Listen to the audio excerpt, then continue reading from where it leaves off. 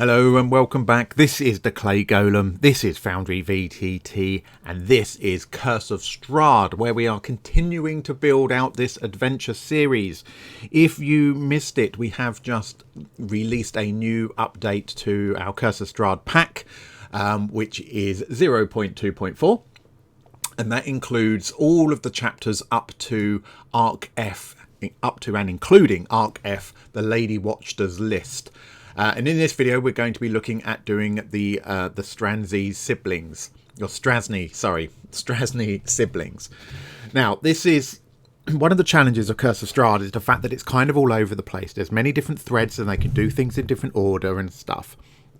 So, in the Lady Watcher's wish, the Lady Watcher, what her wish is for the players to assassinate the Baron's right-hand man, which is, what's his name?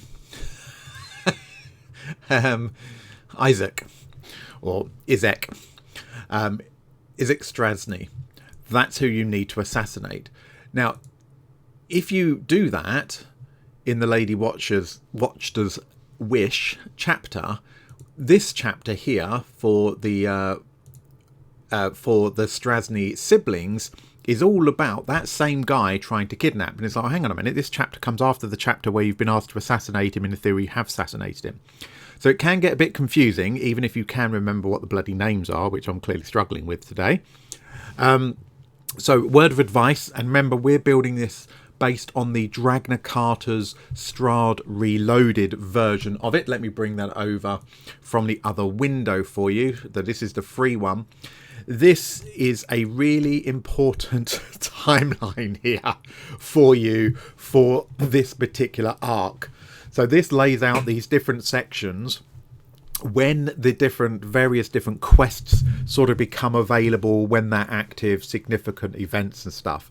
So this will help you understand what's going on. So in the way Lady Watcher's wish, quite early after they arrive in town, they will get an invitation to Lady Watcher's wish, in theory day 3. So they arrive on day 2 into the valley, they arrive on the evening of day 2. On day 3 they get an invitation to go and dine with Lady Watcher. On day 4 they actually have that dining, and then they've got the rest of the week to accomplish that mission. Now, they could rush out and do that immediately, which would be annoying, because they then miss out on the Strazni siblings section. But again, it's freedom of the party. They'll do whatever they want to do in what order. So day 4, the day that they're due to have that banquet, is where the events in this one start kicking off.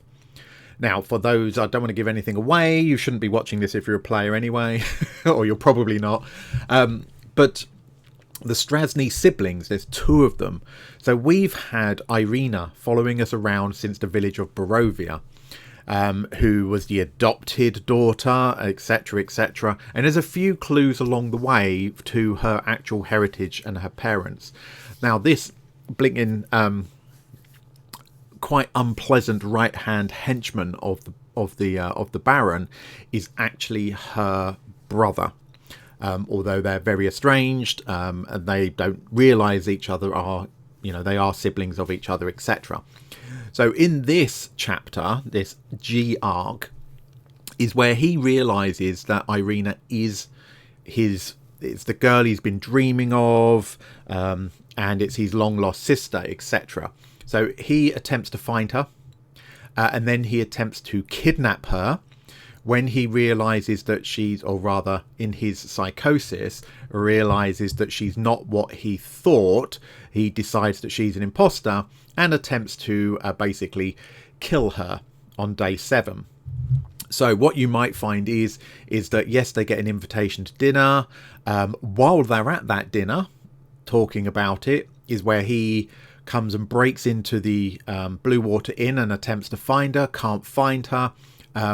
And then 2 days later, if they haven't assassinated him, he actually kidnaps her before getting her executed. So you might find that this chapter doesn't run at all, or only gets part way through. You might find that this chapter starts off and then they kill him as part of that, which actually solves this chapter. So it intertwines and it gets confusing. So just bear in mind that this is really helpful chart from the module for that. Okay, right, a little bit of a segue, but it's really important, especially with Curse of Strahd, because it is all over the place to understand what the heck's happening. Now, for this particular section, there's not an awful lot, because the order of events really are that Isaac he comes to the Blue Water Inn when the players aren't there, and he attempts to find Irina and kind of ransacks the place. And then the players go off and they, either investigating, following the Lady Watchter's quest or doing other things, etc. If they don't find Isaac and do something about him, not that there's any reason why they kind of should at this point, then he comes back and kidnaps her. And then we get this scene called The Rescue, where he has taken her back to the Burgomaster's mansion and they have to basically raid this place and rescue her. Now, they might rescue her and kill Isaac, therefore also fulfilling Lady Watchter's mission. Or they may break in here, rescue her, not kill Isaac, which means they can then still continue and then kill him later on as part of that quest. So it's a bit all over the place. It's a bit confusing. So we haven't got many scenes in here. But what we need to do is obviously craft them so that they are suitable for this stage of adventure. So we're going to start with the Blue Water Inn. Now, of course, we've already got a lot of these locations repeatedly. So you might find that, if you're building your own modules and stuff, you don't want to repeat scenes. But because this is part of the pack, it makes sense to have separate scenes that we can set up ready to go. So when my players arrive at the Blue Water Inn after Isaac's been here and trashed the place, then it's all set up ready to go. Rather than me going, oh, right, okay, let's take a break, guys, while I reset up the scene. Yeah, I don't want to do that. I can't be bothered. It puts too much pressure on me during the game. So the first thing I need to do is let's check all of our... Even though I've cloned it, you guys will be very well aware that it's worth checking to make sure all my walls are in place. Yes, they're all kind of lined up. I've not accidentally done anything. And somebody very kindly pointed out lots of little errors that there was in the pack that hopefully have all been fixed now. And one of them was the fact that the Blue Water Inn region somehow had become misaligned and I hadn't noticed it. So when I've cloned the scene, I've cloned that error. So I think there was 3 occasions where the region to block the weather was it was off by a whole grid square, sort of diagonally. Bit weird. So worth checking. That's all good. We've got our lights. They're all still in place, which is correct. And then once we've been through this and we've decided where everything is, we can then choose our lights. So when the players come back after the events of the place being trashed a bit, we're going to need our people. So I've already done these and updated their images, so they're ready to go. Erwin is actually in the loungy area, as is Danica, because it says so I'm reading again from Dragna Carter's module, from his free version. It says about the next time they return to the Blue Water Inn, they find that the inn is closed to non-guests for the evening, all of its shutters and doors closed to the public. So on that basis, should we be locking some of these doors and things like that to make sure that we want the players to have to bang on the doors, right? That would be nice. So we can come in through. Let's make sure that's locked now. Let's lock that one as well. I know what somebody's going to be already typing in the comments, the fact that I could just do that, select both of these at the same time and move them to locked. Okay, so we'll lock that. We'll lock these back doors. Damn, missed one. Lock those. Lock this back door as well. Okay, because they're hunkering down a bit. Now they're in the tap room here, so we're going to leave those doors unlocked because they're just going to turn people away except the players. That's fine. It says the debris from the broken table and chairs has been placed outside by the shed, just a shed just outside the inn's front door. So we got some garbage to basically put here to show the results of what happened. So let's grab a tile. Let's draw a tile. And then let's find our image that we want. Now I want to be in, I'm already in the correct folder. So I'm going to go find that piece that I need. My question is where did I put it? I put it in here and I put it in characters so I knew where to find it. So as you can see, this is all my images and things. So I've got a broken chair. Okay, let's pop that on. There we go. Now we can do things like it doesn't have to be standing up. We can change its rotation. Let's make it, I don't know, 27 degrees, whatever. Just so that it looks like it's trashed and laid on its side. Let's take another one here. What else have we got? We've got a different broken chair. Again, we can slap that out there. Again, just let's make it 49 degrees. Whatever it is, doesn't matter. It's just so that we're not kind of, you know, and we can stack them next to each other like that. Just so that we're not just having everything oriented the same way. It's not realistic, is it? All right, another one. What else have we got that I downloaded? I got a broken table. So we can stick this broken table here as well. Now I do want that broken table to be a similar size to the other tables. That's kind of similar size. So let's stick that out there as well. In fact, we can turn that. Is it going to go the correct way? 90 degrees. So we can slap that out there as well. I mean, that looks huge like that. I'm going to make it a bit smaller. There we go. So we can slap this out here as well. Now, in theory, the players will notice that as they come along and go, hang on a minute, what's all that outside the house? They've been to the Blue Water Inn so many times that you would like to think that they would pick up on little bits like that, but maybe not. Okay, so the debris from the broken table has been placed outside by the shed. I've just got it a little bit closer to the door. If I put it all the way over here, they won't notice it. So at the moment, they've basically thrown it outside. And the glass from the broken window has been swept into a neat pile. So we've got a broken window and we've got some glass. So let's take another tile, choose our image for this. And I've got a broken window image here. My tile's going to be the wrong size. And what I thought I would do is say, well, it's this window here that I'm going to say has been broken. Because there's a bit of clear floor here. So we can slap that in there. So that looks a bit different. And now we've got some broken glass. And you don't, of course, you don't need to do this level of detail. You really don't. You can just kind of describe it and just say, oh yeah, blah, blah, blah, blah, blah. Your players should be listening anyway. And certainly for, you know, old school players, you will know that this was never an option that we had. You just kind of, you know, you'd be lucky if you had a picture in the module to be able to show them. So yeah, completely unnecessary, but we've got Foundry. Why would we not just add those little bits in? Where's the other piece of glass? So I've got another piece here. There we go, that we can also use. So we've just got a couple of pieces of glass. We don't want that over the top of it. What happened there? It plays. Is that because I've got my snapping on? Yeah. Well, that's blimey. Okay. Snapping to the grid in quite a weird way.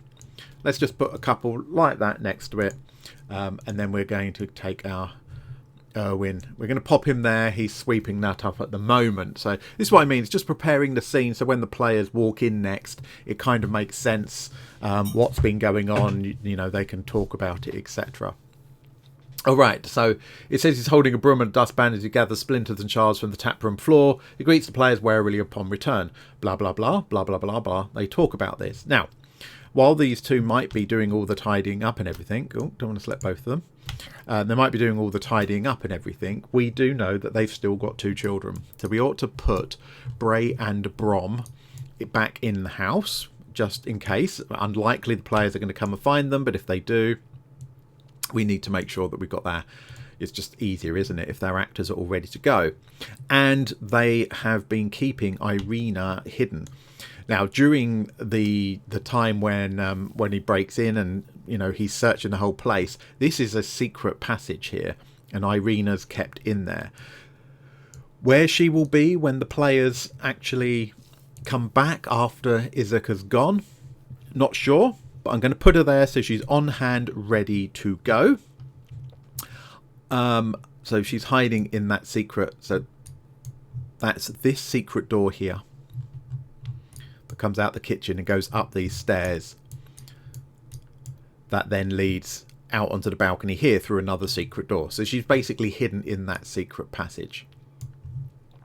Now what I am going to add in, it doesn't say it in the module, but remember Muriel? We've had Muriel has been following the players around for a bit. Now because I'm playing this and I have a live group running this at the moment who have a druid, and Muriel and the druid have had some very limited conversations. So Muriel is definitely going to be sticking with the party, my player party, more and more and more. You do not have to do that. I'm going to stick Muriel perched on that axe there.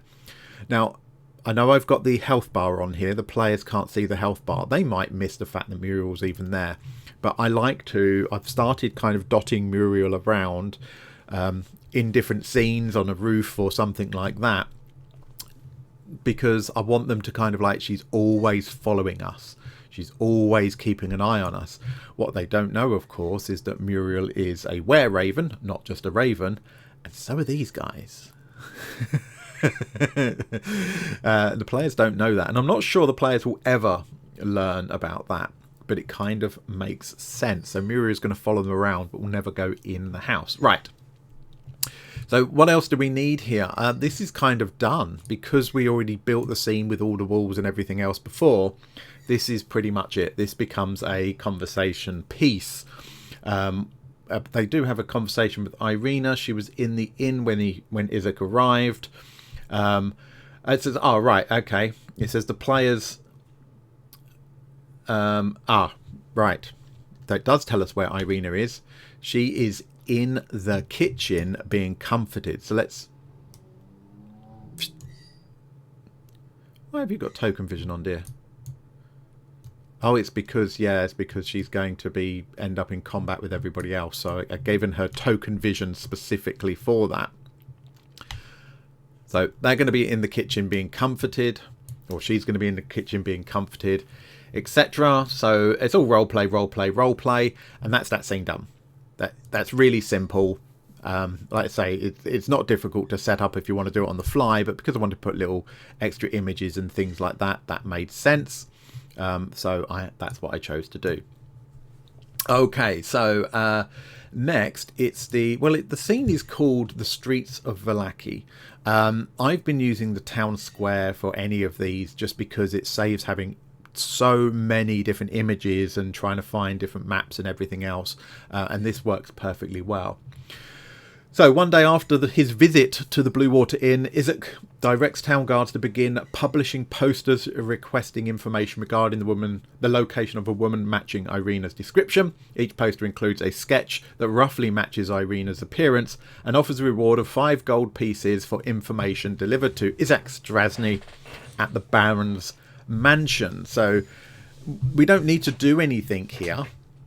I've got it set up with your little smoke things coming out of the chimneys and stuff. I'm not going to do anything here. I'm just going to leave this as a possibility. If they come shopping and things like that, then I can take them to this scene and they can notice those posters and things like that. So I don't need to actually do anything with this at all, except check to make sure things like the walls, so they can't be walking over those roofs and things, they're all right. And I don't have to worry about regions here. So that's all fine. No dramas. Something I didn't check on the Blue Water Inn when I was looking at regions. My stairs. I haven't got my stairs regions in, have I? So I need to do that because the players will probably come in and want to go upstairs. So, oh dear, I should have had the clipping on. So this is down to ground, and you've seen me do this before, I am sure. If you've seen any of these videos, it is nothing new. So I do want to that will work. That's not a problem. That will work. And here I'm going to put in not one of those, just a new one here that says up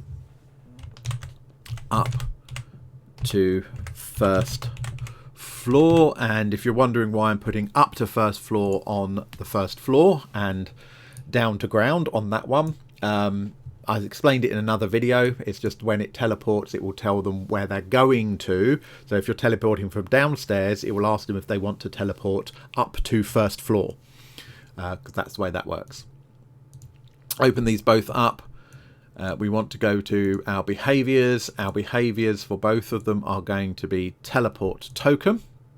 Okay, so this is down to ground. Where do we want, if we step on that one, we want to teleport up to the first floor. So we can add that one in, allow choice, so they can choose to do that or not. And for this one, the behavior is going to be the same, but obviously in the opposite direction. So we want to teleport token, and we want instead to go down to first floor, allow choice. So it will prompt them to ask that question. So those stairs now work. Simple as that. I do want to check that this door up here is locked. Okay, to stop them going straight in at the first floor, because if you remember, they've kind of locked all the doors now. So that's fine. That will do. No drama there. Do I need... I mean, there is up to the next one. Then shouldn't be going up there at this point. That will do for me for this scene. I'm happy with that. I might come back and do little tweaks later. But for the sake of the video, let's press on. Now, with the rescue. Assuming she gets kidnapped, because we don't know, if she gets kidnapped, he brings her back to the Burgomaster's mansion and keeps her locked in his room. Now I think this is his room. So again, we don't need to do an awful lot. What we do need to do is to take Irina, and we need to... she's not prone, stunned, unconscious. I can never remember which one it is I want. Cursed, ethereal, exhaustion, dodging, charmed, disease, flying, frightened, grappled, not quite, marked, invisible, incapacitated, I think it is, isn't it? No, it's restrained I want. Where's what? Restrained, spiderweb. Should have. Obviously. Rather creepily, he does. He restrains her and leaves her on the bed, but he's also here. So when they come to rescue her, this is where they need to get to in order to do that. But they're not the only people who live in this house, so we ought to put in the a couple of the other people as well. So downstairs, because you know the Baron lives here, doesn't he? And I've not got the Baron set up. So if I go back to Lady Watchters, I can clone the Baroness and clone the Baron. So duplicate both of those, and I'm just going to drag them into this folder down here. There we go. I drop them into this folder down here. So I've got these two. Now this is where I need to check I'm using the right maid in the right places. Let's go back to the Burgomaster's mansion. Who was the maid? This is the kind of thing my players would notice and go, hang on a minute, they've got a different maid. And then you feel all a bit silly. So we need Tresca the cook. We need Clavdia the maid. So let's do those as well. There you are. So let's duplicate you. And then make sure we've got you in the right folder. Now, normally you guys wouldn't need to do this doing adventure. You wouldn't need to have multiple copies, but it's because of the way we're packaging Curse of Strahd into its individual chapters. If you just bring in the Lady Watchter's Wish, because you just want to play that chapter, or you know, so you haven't got to have everything installed at the same time, you need to make sure you've got access to the correct thingies, you know what I mean. Right, Tresca, we need you as well. Did I not just duplicate you? There we go. Okay, so what I need to be careful of, because you guys, again, you will have, if you've got your icons, you've got your icons, no problem. I need to make sure, if I edit this, and this is why you get, if you've downloaded a pack and you see missing images, this will be why, because it's looking for this image for this individual, but at the moment it's looking in the wrong pack. It's looking in Lady Watchters. So if you've not imported Lady Watchters, you won't be able to see the icon. So it's my job to make sure that I've organized this properly, and I can't find the right person. Make sure I've organised it properly so that it can find your things for you. And it's really difficult because if I mess it up and it's looking in the wrong location, it's still looking on my machine and it can still find it. So it's really difficult for me to ensure that these bits work. So most of the bugs that you guys have encountered and reported is images, because they're the hardest thing for me to check. Just that's the way it is. Okay, so I'm rambling through here as I'm doing this, but as you can see, I've now managed to do that. I've got to be on the correct scene. Thank you. We're not in Lady Watchters anymore. We're at the rescue. Okay, so back to my actors. I know I'm popping all over the place and you're like, what's going on? But I don't want to go slowly because, you know, I know these videos are not necessarily the most exciting. Last thing I want to do is to make them even more boring by taking forever to do simple things. So because it's duplicated, it's got the word copy added onto the end, which is very useful, but I don't want it. Not Lady Watchters. I want to go into the Strazni siblings, into my actors, choose my image. What are you supposed to look like? Oh no. Clavidur the maid. That one. There you go. I actually named her as well, so it's easier to find those tokens. Well done, past me. Good job. I often wish I had done that and repeatedly forget to do it. So, yep, Clavdia the maid. Brilliant. So we'll slap her out somewhere. Again, we want the place to feel kind of lived in, don't we? She can be just wandering the halls at this particular time. No problemo. We need to put in the Baroness. So, again, we're just going to edit the name to get rid of that word copy, because we duplicated her, update the image, not from Lady Watchters. We want to go into the Strazni siblings. We want to choose our image. Where are you, my dear? There you are. Looking very elegant and graceful. But we need to make sure we change the token as well as the actor image. Baroness. There we go. Thank you very much. And I actually feel sorry for her in this story. She gets caught up in this. Her husband's a bit of an oaf. His henchman is an absolute, well, he's insane. He's, yeah, complete sociopath. Sociopath? Psychopath? I can't remember which way round it is. Obviously not a medical expert. But, yeah, he's a nut job. To be very unpolitically correct about it. All right, so, and now we need the Baron himself. But yeah, so yeah, the Baron's not a particularly nice guy. He's got this massive thug as his right-hand man, and then there's Lady Petrovna. That's it, Lady Petrovna. And you think, like, you know, she's just kind of caught up with it, and you know, kind of stuck in the middle. Right, no, I don't want you out there. You want to be. Let's stick you in the study. Which reminds me of... What did I do there? I did something very strange. Right. That's fine. So, just going through here. So, basically, what happens is, not in the kidnapping, but in the rescue. So, the players can rescue Irina from Isaac's clutches by first gaining access to his bedroom in the Baron's mansion. They can do this by infiltrating the mansion or by storming it. Okay, so the Baron can generally be found there during the day and in the master bedroom at night. And he's accompanied by his 2 mastiffs. So there's another couple that we need to make sure we've got on hand, because actually there could be a fight that includes the 2 mastiffs. That's a random mastiff. Where are they?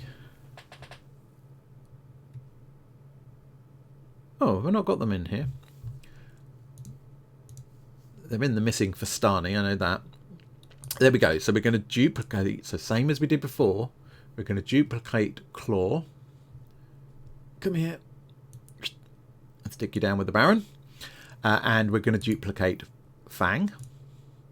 And we're going to stick you down here. Just close those folders so it's a bit easier for you guys to see what we're actually looking at here.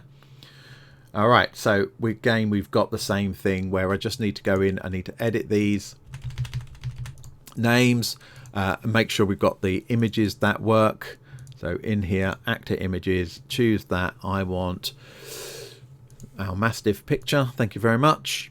That will do nicely. Switch that over. Now the useful thing is they're both using the same image, which is great. So in my actors I've got Mastiff, that'll do. Boom, so that was Claw. So we can stick Claw out here. And I like to put, well, they've very conveniently on this map, Aeon Bar's map, we've got rugs with a little bone picture on it. So that's where we stick our Mastiffs. It makes perfect sense. Just do the same for Fang, of course. Get rid of the word copy because it's ugly. And I want to make sure I'm in the right folder, in my actors folder, and then pick up that picture of Mastiff. And same for the token image. Again, correct folder, into my actors, Mastiff, lovely jubbly. And then bring out Fang. So we got Claw and we got Fang. Again, just holding shift because it's snapping the, snapping to the grid, which is fine, except I want, if I hold shift, I can move it more precisely and stick those two Mastiffs on there. So, if he finds the players trespassing, he sets Fang and Claw to attack them, but raises the alarm if the dogs are defeated. The Baroness can generally be found in the dining room, which is where I've popped her, or at night in the master bedroom. Well, depending what time the players arrive, if they come at night time, you'll have to just move the tokens where they should be for that point. Victor is generally in the workshop, which is upstairs. I haven't got Victor. Ugh. You're probably not going to be in that one. You're going to be in the missing Vistani, which is when they first come here. Where are you, Victor? So, once again, duplicate. Stick you down here. Thank you very much. Just close that folder. Keep it nice and tidy. Same again for Victor.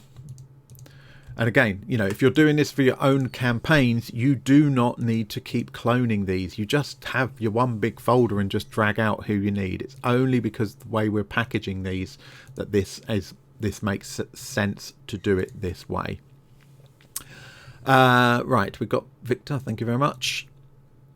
And then change his other token. Make sure we're in the correct folder. Thank you. And then Victor again. Right. So he's done. Happy with Victor. And he just basically hangs out in his study up here, which is good. Right. Tereska in the kitchen. We've already done her, etc. Isaac remains in his room at all times and refuses to allow anyone to enter, including the Baron and the household staff. If the players loot Isaac's body after his death, they recover his silvered battle axe, a pouch containing 35 gold, and an amber shard. So we can potentially create that amber shard to give it later. Now it talks about infiltrating. Same people are there, but obviously they're going to need to fight Isaac. So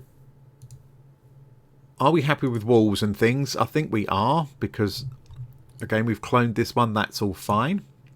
Are we happy with regions? Now again, we've got the interior regions. I've not got my stairs, so I'm going to come back and do those in a second. But now I want to check lights. Now, if you're actually up here in your study, I'm going to turn your lights on. Because why would you be in the darkness? If you're actually in that room, I'm going to turn your lights on. You're in the library, I'm going to turn your lights on. Downstairs, you're actually down here working, are you? So I'm going to turn those lights on. Not going to turn on the dinner chandelier because that doesn't make sense. You're in the kitchen working, so lights on.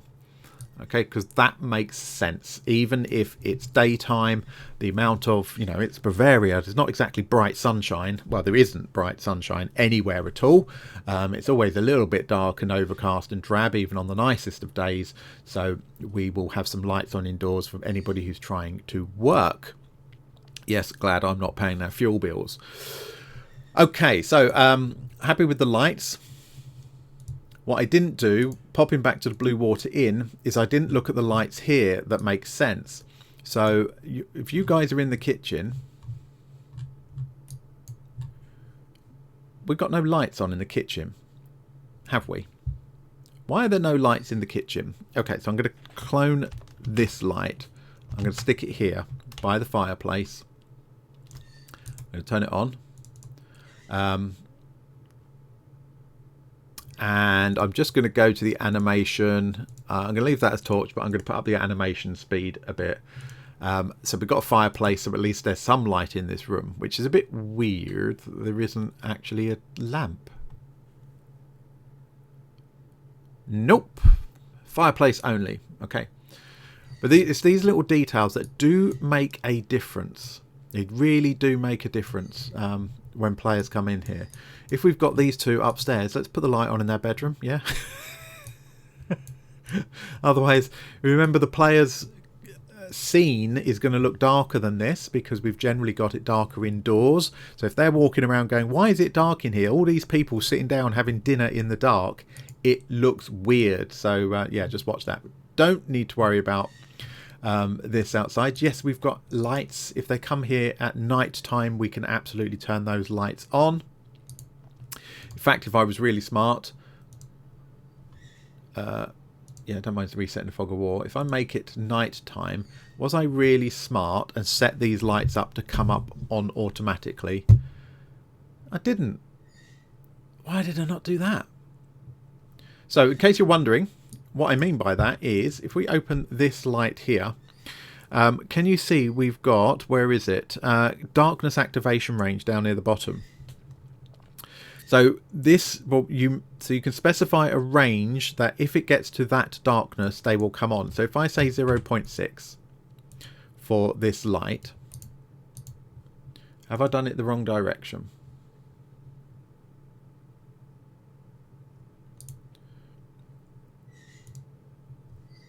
Make it dark again. I bet I've done it the wrong. There we go. See that popped on automatically? So once it got to a certain level of darkness, that light automatically came on. So let's bring the daylight up again. And that should turn off. There we go. It turned off automatically. All right. Now I'm going to annoy you all by spending a couple of minutes doing this. So I'm going to clone that. Rather than changing each individually, it's often much, much quicker to just delete all the ones, clone the one that works, and then paste out the new version and pop that back in. Now I'm going to do just these couple just to prove this point. Line them up a bit better with the actual lamps themselves. And then I'll do the rest of these off screen, but I just want to show you what that does. So, and as you saw, you can vary the timing for it.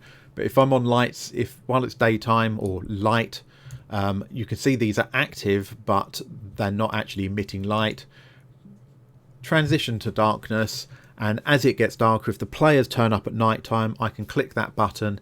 It gets dark. All those lights automatically come on because it's dark, and that's when you would put your lights on. And then as the sun comes up and it starts to get brighter, those lights will automatically turn off because they're not needed anymore. So it's a really nice little effect that you can do with those lights to automate those. So I'm going to do the rest of the lights, but I'll do those off camera. Okay, so what else did I need to do? The only thing I needed to do, and I've already done some, so I'm not going to do those on camera, is the stair transits for moving up and down.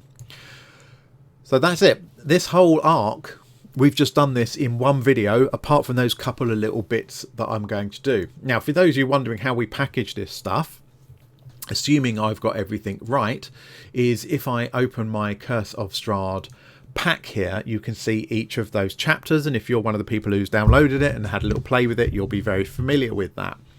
But if I want to create a new chapter in here, what I do is I hit Create Adventure and I name it. So this is Arc G, which is the Strazni siblings. Trying to type around my microphone. I can choose a banner image. So normally what I do is I come in and look in the, it might be the actors, it might be the scenes, or whatever stands out. But I think I'm going to use actors for this one. And then I just pick an image that I want to use. I can put all my text in there, which I will do off. And then you can see on the right hand side that's been created. And if I go to rebuild adventure, I can edit any of this. But importantly, this is where I can say this is what contents needs to be in here. I can drag that entire folder into there. And I need to make sure I drag my entire actor group into there as well. Now, if I've got specific items, so for example, that shard that was mentioned, if I create that, I can do the same with items. I can do the same with playlists, role tables, whatever I need. And then once I've got everything in there, I can just build that adventure. I can package this up and send it to you, and that is ready to go. Obviously, I've got a few bits to finish. This won't be released immediately.